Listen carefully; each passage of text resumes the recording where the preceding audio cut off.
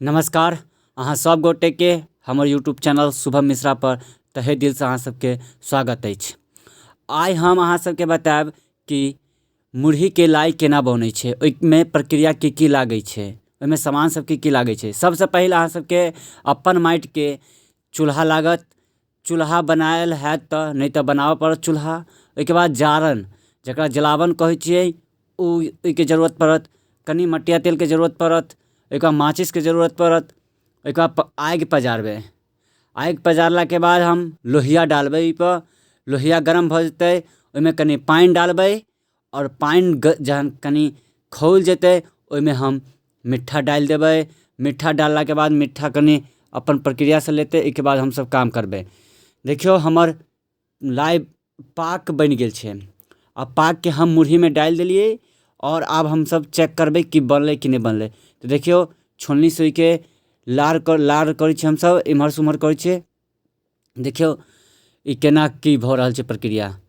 तऽ अहाँ सब देखैत रहू एनाहिते हमर चैनलपर और बनल रहब। तऽ इसके लेल अहाँ सबके तहे दिलसँ स्वागत अछि। देखियौ बनि गेल छै पूरा। आब हाथसँ लेबै, जेना गोलसँ बनाबै छियै ओना करबै। देखियौ गोल बनै छै। ई लाइ छै, लाइ बनि रहल छै। देखू ई लाइ कतेक गोल बनि गेलै। आब ई लाइके अहाँसब एनाहिते देखैत रहबै। देखियौ एगो लाइ बनिकऽ हम डालि देलियै गमलामे, ओहिमे मुरही डालल छै और दोसरका लाइ से बनि रहल छै हमर। तऽ अहाँसब एनाहिते देखैत रहू और वीडियो पसन्द आयब तऽ लाइक जरूर करब और कमेंट जरूर करब, किएकि वीडियो बनाबै छियै तऽ अहाँसब कनि कमेंट करबै तऽ हमर सबके मनोबल बढ़ल रहतै। देखियौ 2 आदमीसँ बनि रहल छै लाइ। तऽ अहाँसब एनाहिते बनल रहू। देखू कि लाइ बनि रहल छै। 4-5 टा तऽ लाइ बनि गेलै, गमलामे डालै छियै।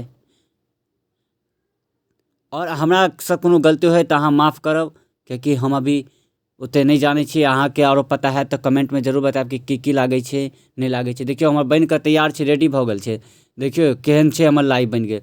ई लाइ छै एहिमे, ई लाइ देखियौ केहन सनके लाइ लागै छै। देखियौ लाइ। अगर हमर वीडियो अहाँ सबके पसन्द आयल है तऽ लाइक करब, कमेंट करब, शेयर करब और चैनलके सब्सक्राइब जरूर करब। जय मिथिला, जय मैथिली। हमसब मिथिलावासी छी और मिथिलावासी रहब। जय मिथिला, जय मैथिली। देखैत रहू अहाँसब हमर चैनलपर बनल रहू।